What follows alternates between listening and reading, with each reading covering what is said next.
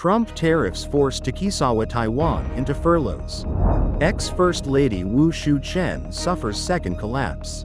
Yilan woman survives car fall, dies in house fire. Trump welcomed Putin back on world stage. South Korea's military shrinks by 20% in 6 years. Meta investigated over AI's Sensual chats with children. Meta, Swatch apologizes for Slanted Eyes ad after China Uproar. The world's 6th blue zone.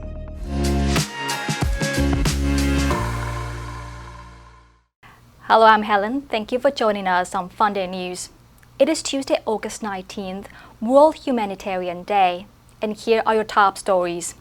In local news, Trump's tariffs on heating Taiwan's tool machine sector hard. Listed firm Takisawa Taiwan will start Friday furloughs for 3 months, citing weaker U.S. demand. Founded in 1971, the lathe and PCV drilling machine maker posted Q2 operating profit of 29 million NT dollars, but currency losses led to a 72 million NT dollars net loss, or 0.99 NT dollars per share.吴淑珍, wife of former President Chen Shui-bian, collapsed at her Thailand home on August 15, briefly losing vital signs before being revived in hospital. After 4 days of treatment, she was discharged on August 18 in stable condition. Hours later, she fainted again at home, with Chen helping resuscitate her. Their son, Chen Zhizhong, voiced concern, saying he is constantly worried about her health. A 63-year-old woman in Yilan miraculously survived an 80-meter car fall on August 13th. Tragically, on August 16th, her home caught fire and she was found with 90% burns and no escape signs. Despite rescue efforts, she was pronounced dead. Authorities plan an autopsy to confirm the cause and investigate the fire's origin. And in global news, Trump waited for Putin on the red carpet spread across the runway of Joint Base Elmendorf-Richardson. As Putin approached, Trump clapped. The two leaders warmly shook hands and smiled. It was a remarkable moment for Putin, a leader shunned by most Western nations since Moscow launched its full-scale invasion of Ukraine in 2022. His international travel has since been largely limited to nations friendly to the Russian Federation, such as North Korea and Belarus. That the Alaska summit happened at all was a victory for Putin. But this welcome would have surpassed the Kremlin's wildest dreams. In just 6 months, Putin has gone from being a pariah of the West to being welcomed on U.S. soil like a partner and friend. In an apparently unscripted moment, Putin accepted a lift to the airbase in Trump's armored limousine instead of driving in his own Moscow-plated presidential car. As the vehicle pulled away, the cameras zoomed in on Putin sitting in the backseat and laughing.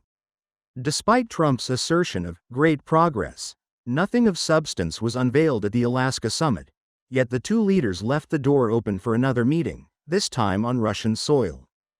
South Korea's birth rate has dropped throughout much of the past decade, spelling trouble for the military as regional threats and global conflicts simmer. A new report has found that the number of South Korea troops declined by 20% in the past 6 years, largely because of the dwindling pool of young men, reflecting the shrinking workforce and swelling elderly population. As of July, the military had 450,000 troops, down from 563,000 in 2019. The Defense Ministry report attributed the drop to complex factors, including population decline and fewer men wanting to become officers due to soldier treatment. The report didn't elaborate on that treatment, but studies and surveys have previously highlighted the military's notoriously harsh conditions.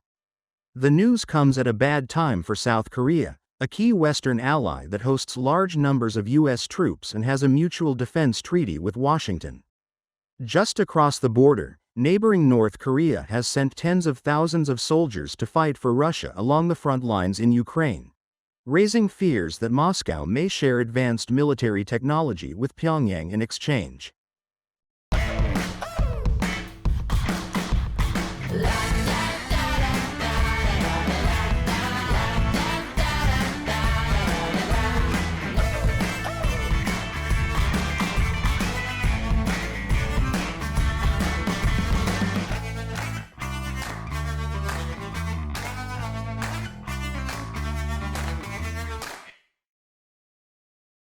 A U.S. senator is opening an investigation into Meta after a leaked document reportedly showed the tech giant's artificial intelligence was permitted to have sensual and romantic chat with children.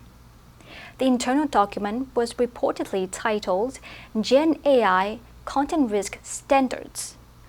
Republican Senator Josh Hawley called the document reprehensible and outrageous, and has asked to see the document along with a list of products it relates to. A Meta spokesperson said, "The examples and notes in question were and are erroneous and inconsistent with our policies and have been removed." They said the tech giant has clear policies on what responses its AI chatbots can offer, and said its policies prohibit content that sexualizes children and role-play between adults and minors. Separate from the policies, there are hundreds of examples, notes, and annotations that reflect teams grappling with different hypothetical scenarios. The internal Meta platform's policy document also said the chatbot could provide false medical information and have provocative interactions surrounding topics including sex, race, and celebrities. Swiss watchmaker Swatch has apologized and put an ad featuring a model pulling the corners of his eyes after the image prompted uproar among Chinese social media users. Critics said the pose resembled the racist slanted eye gesture historically used to mock Asians. Calls for a boycott of Swatch products grew on Chinese social media as the ad went viral. Swatch said it had taken note of the recent concerns regarding the portrayal of a model, but the apology failed to appease critics. The company said in a statement, "We sincerely apologize for any distress or misunderstanding this may have caused." Swatch gets around 27% of its revenue from China, Hong Kong, and Macau, though it has seen declining sales in China amid the country's economic slowdown.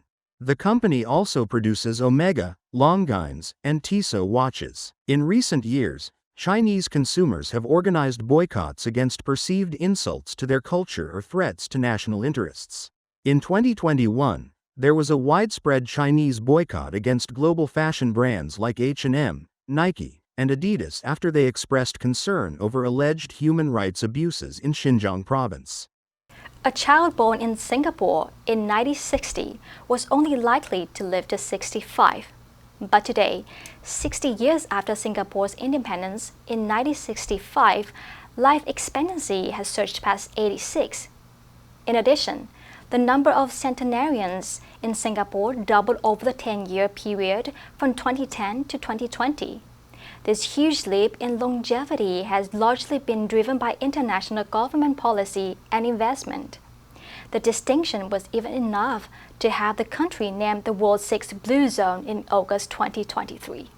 Though recently questioned for their accuracy by demographers, the blue zones were discovered and coined by National Geographic journalist Dan Buettner, who claimed to identify regions where people lived longer, healthier lives, largely due to a combination of culture, lifestyle, diet, and community.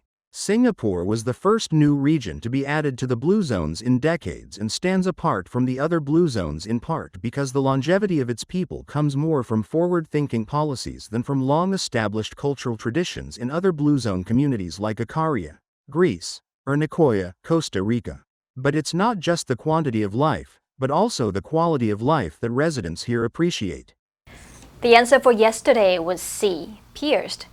The alarm sound pierced the silence of the night. Did you answer correctly? Now let's delve into today's news. Trump welcomed Putin back on world stage. Number 1. Surpass. 超越, 胜过.